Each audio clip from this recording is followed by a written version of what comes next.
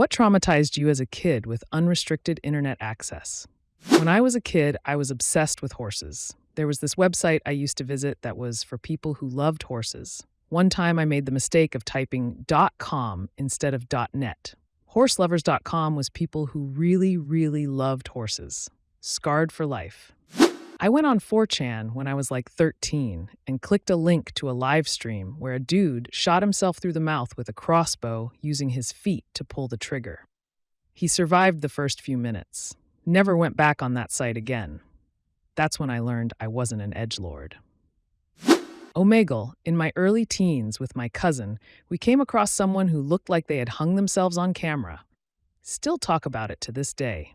We were traumatized. A cartel execution. Wasn't a simple beheading. There was like 4 or 5 cartel members hacking away at a lady for a good 30 seconds. The video was extremely blurry, thank goodness, but what had shocked me the most were the screams. I'd ache what I was trying to prove.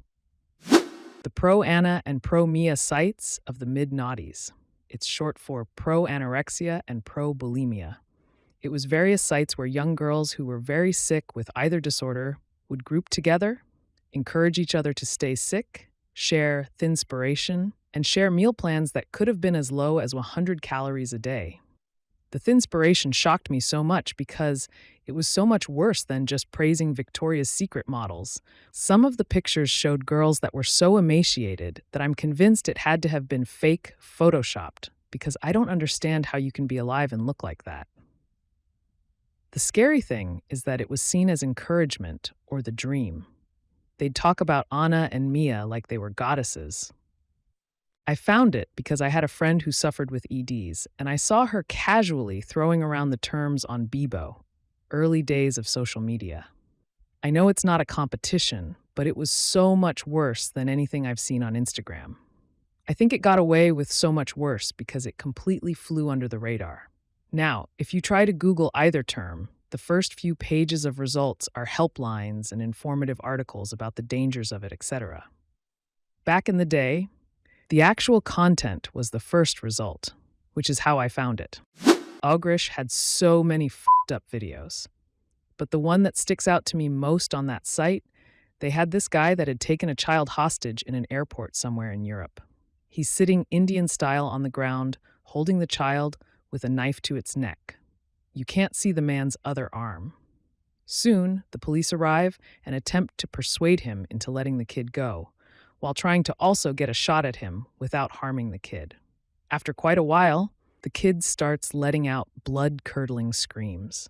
The man slightly pulls the knife away from the kid's neck, and they take that moment to shoot him in the face. The guy. When he slumps over, they rush to the kid and find out that the guy had literally been using another knife to carve into the child's back at that point. I watched that video with a friend of mine. My friend threw up on the spot, and it scared me more than any horror movie ever has or will. Edit. Also, the Mr. Hands video. Some way, somehow, I found a video of a young man hanging himself in his room. Apparently, it had been a live feed during the incident and ran for about 25 minutes before police and paramedics came to save him, but the man was long gone by then. He had been depressed for many years and posted on a Swedish forum with the question of how to hang himself before doing it for real. I still get shivers down my spine whenever I think of it. I put my ASL in a chat room, found a person to IM, and decided it was not a big deal to disclose more info than I should have. I was 12 and I'm 38 now. Somehow I managed to give my address while talking to this person a week or so. I said, BRB, gotta check the mail. He asked what I was wearing. I told him because I thought that was nice and fun and flirty to do. Innocently, I walked down the street for the mail. On my return, 7 houses down the road distance, a van literally drove up beside me. A guy and a woman inside asking me to go over to them. He said, "It's me, Jim." And I looked to see how far I had to race home while he tried convincing me his lady friend was there, and it's all safe. I took off while running through the front yards of the neighbors because I was afraid of him jumping out and grabbing me by the sidewalk. I got home, luckily, but I was an idiot kid and knew better than that. No excuse. I'd if it counts as traumatizing, but I stumbled across an article late one sleepless night that helped me start breaking out of the conservative mindset I was being raised in. I don't remember many details, and what I do remember is fuzzy. But I found an article about an older lesbian couple. One was dying in the hospital, and the other one couldn't be with her. Family only situation. And since neither family approved of the relationship, they had no way to communicate with each other.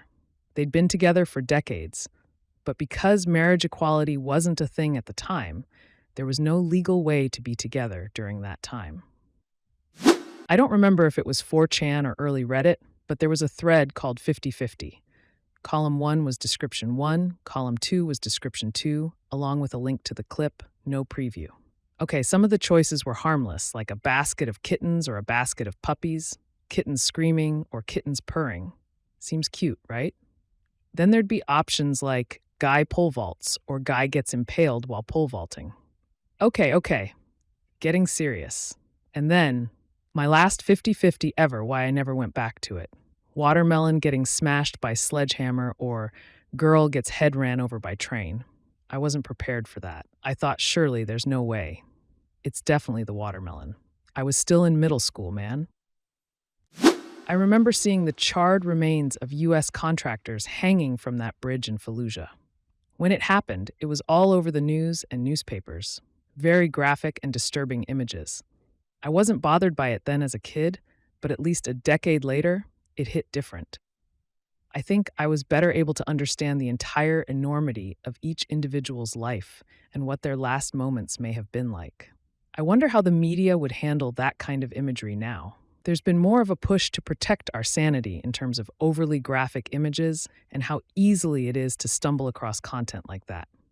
Working in a nursing home for years during the night, and everyone always complained of weird stuff like noises on the top floor. I never believe in any of that, so I was always the one going upstairs to do night checks.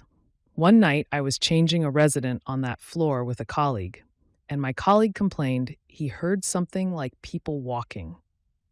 We were in the resident room, and I had to go to the cupboard at end of that corridor to get bed sheets. And when I was coming back with the bed sheets, I kept hearing steps and like if someone was touching and opening plastic bags. I was so annoyed and looked outside the room and saw a shadow passing the corridor. The issue is that the shadow was so big, like if literally a person just passed by along with step noises and plastic bags. I freak out so badly and froze completely. I had to call another colleague to come upstairs because I was so scared of coming out of the resident room. Bear in mind that I do not believe in those things, and for 2 years I was always the one doing night checks on the top floor and bottom floor on my own, never had any problem and never saw something. Since that day, I never went upstairs alone and was always very scared.